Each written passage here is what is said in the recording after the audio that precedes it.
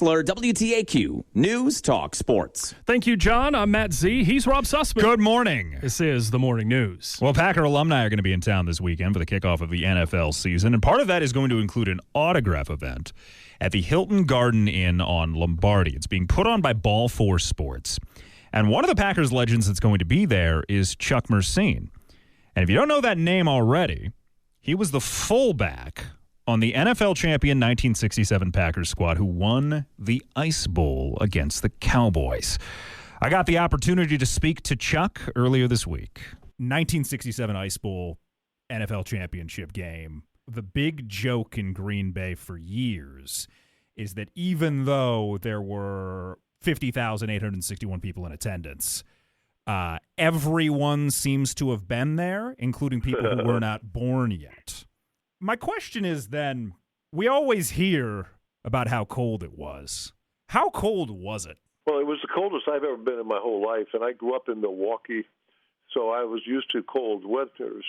But I don't ever think I was ever awakened in the morning with a call that said it's 16 below zero, and it's going to get colder. And, of course, we all know with the wind chill factor, it got to be about 57 degrees below, that is. I've never been so cold in my life. The only thing I can liken it to is if you ever walked into a meat freezer, a big meat freezer, it was probably that kind of cold, everything just frozen.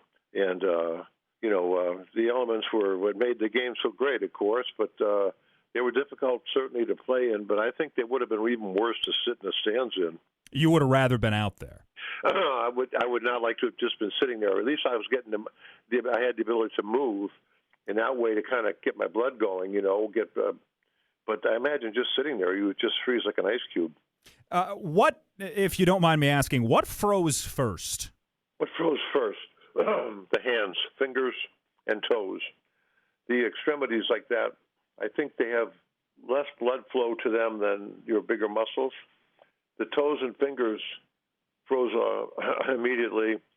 And, of course, Coach Lombardi was an old-school guy. He didn't believe in gloves for offensive players, especially, or defensive players, anyone who could touch the ball.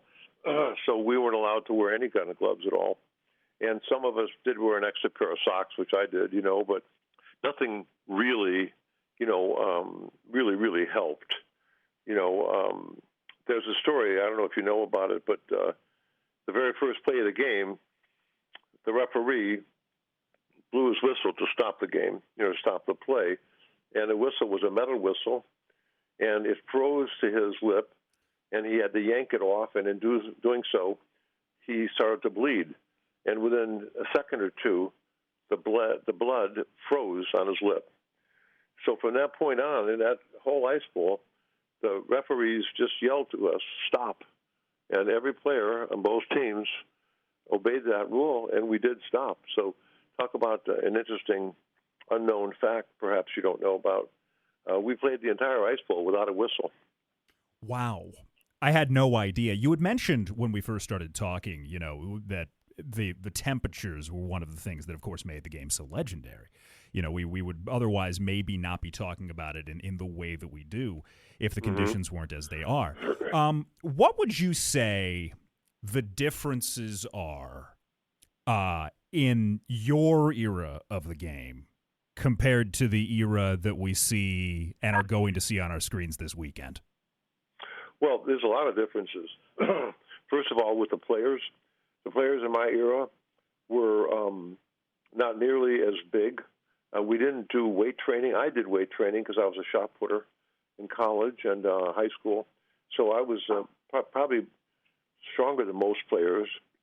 But most players were just naturally built. They also didn't have the same nutrition that they have now. And so I think nobody took protein shakes or anything like that. I think the training wasn't nearly as rigorous, especially in the off season. Most of us had to work a second job because we didn't get paid that much to play at that time. I used to tell people I played for the love of the game, and I wasn't really kidding. The money wasn't as anything like it is today. So most of us had, secondary jobs which you worked in the whole off season. So today's players are bigger and they're stronger. And again, because of training methods and coaching methods, they do speed training and they're faster. So the players are a lot different. The way we played the game was different too. There weren't as many restrictions on a rough play. It was a rougher game back then. You had guys like Ray Nitschke and Dick Butkus and guys like that. You just didn't want to get hit by those guys because they could do anything they wanted to. And guys like Deacon Jones. We played against Deacon Jones, and you know you're going to have a headache after that game because every single play, at the start of the play, he would use his hand slap, big 6'6" guy with big arm span, and he'd reach up and smack the heck out of a guy right in his ear hole. And believe me, if you talk about many concussions, I'm sure most of us had them. And not only just the the offensive tackles, but even running backs, because we had to block him on the Green Bay sweeps. So you've got a rougher game, you've got a game with bigger and stronger players. We're on with Chuck Mercein, the fullback for the Green Bay Packers during the 1967 Ice Bowl. Now, you had mentioned that there were fewer restrictions on the game back then, but there is obviously a famous picture, of course you were in it, of Bart Starr's quarterback sneak at the very end of that game, in which you're throwing your hands up in the air. Now, correct me if I'm wrong. The way I've read it is that was to show that you weren't touching Starr? That's exactly right. And I was just going to mention that a rule change since then. Well, first of all, the rule back then was that you could not push or assist another player, pull him into the end zone, push him into the end zone. In any way, you could not assist him to get into the end zone.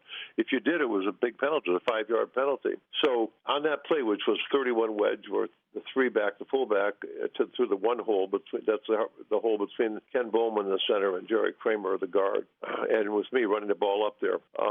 That play was called in a huddle, but Bart never told any of us that I wasn't going to get the ball, but that he was going to keep it, because the previous play, Donnie Anderson had slipped on the ice. It was a dive to him, number 44, the halfback, and we almost had a miscue there.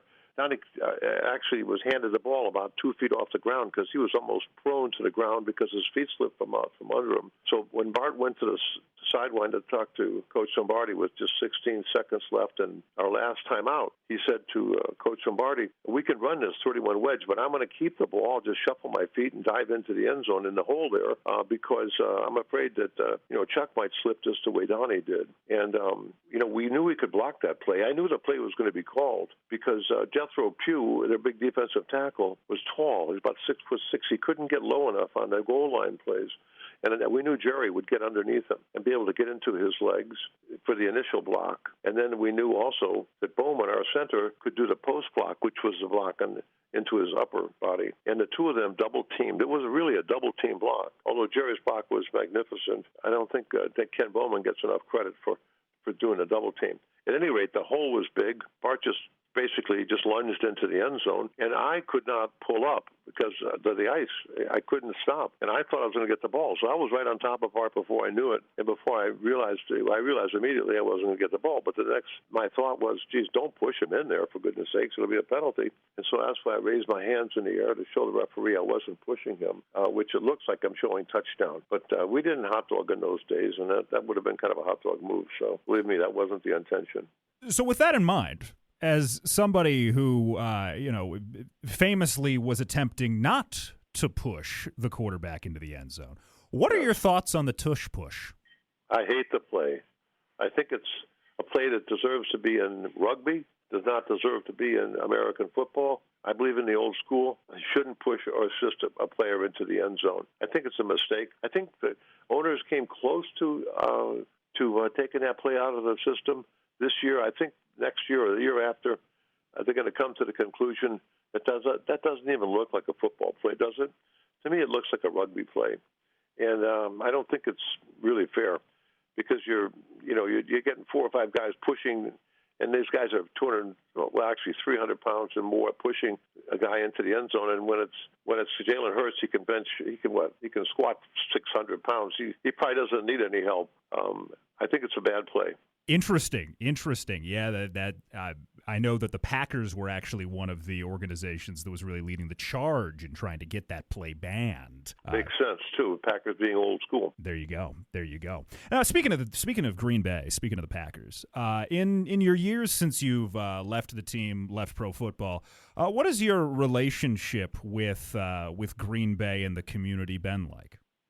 Well, I've been actually very grateful to be friends with Mark Murphy. Mark went to Colgate, and I went to Yale, and we have somewhat of a kindred spirit because those are not schools that normally produce NFL players. So we have that in common. And then he also was the athletic director there at Colgate and then at Northwestern. And then when he came to the Green Bay Packers, of course, he was the CEO there. So in this period especially, I've been close to the Packers. We've been emailing and texting, and I've been out there to do some of these alumni shows before. And so I've been able to stay close to the team through Mark. Prior to that, I really didn't have much connection with Olenichek or anybody that ran the team. And I was busy establishing myself with my Wall Street career. So the interesting thing is I've become closer to the Packers over this last period of Mark Murphy's reign than I had immediately after I left the Packers. And in the intervening years, I know you mentioned your career in Wall Street. Again, we're on with Chuck Mercein, fullback for the 1967 Green Bay Packers championship team. What have you been up to since leaving pro ball? Well, as I said, I went right to Wall Street. I was during the off seasons. I worked. I first of all became registered. Got all my accreditations with the SEC and so forth, and so I was able to trade, able to do business, and I was hired, and I was what I call an institutional trader. So my job was to be on the trading desk, to call major institutions that I had as my clients, like banks, trust departments, mutual funds, and insurance company portfolios, and I would try to get them to do trades with us by showing them the merchandise we had for sale, for example, and if they were interested in buying, or if they were interested in selling, that we would show buyers to them.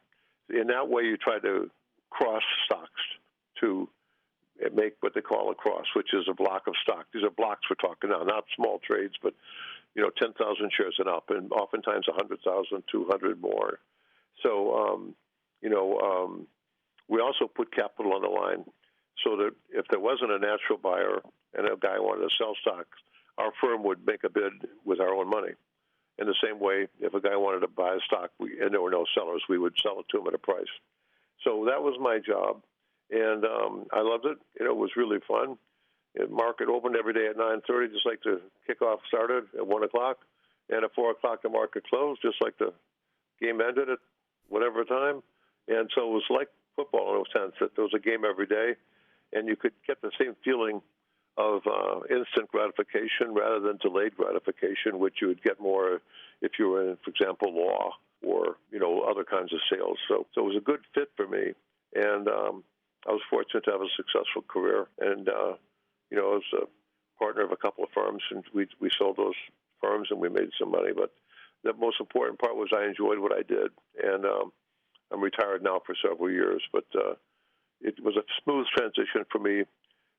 Matter of fact, I left football after 6 years. I could have gone to the Cowboys and played a couple more years, I think, maybe the Redskins. But I wanted to get started and start making some real money because, again, football was not a lucrative business at that time, and I already had 3 kids, a fourth underway. Now, of course, you're going to be here this weekend, the Packers alumni autograph event at the Hilton Garden Inn on Lombardi. What are you looking forward to most to getting back into town? I'm looking forward most to seeing my teammates from the Super Bowl. Jerry Kramer will be there. Marv Fleming will be there. We have Don Horn. We have Donnie Anderson, my running back, and maybe a couple more of the guys. So it's always fun to go back and see guys you played with. I know they're basically in the alumni weekend this weekend. I believe that they're honoring Super Bowl 45 champions from the Packers. I don't know those guys, but I'll get to know them this weekend. That'll be fun. I'm hosting a table at a dinner and doing this autograph show for a couple of hours Saturday.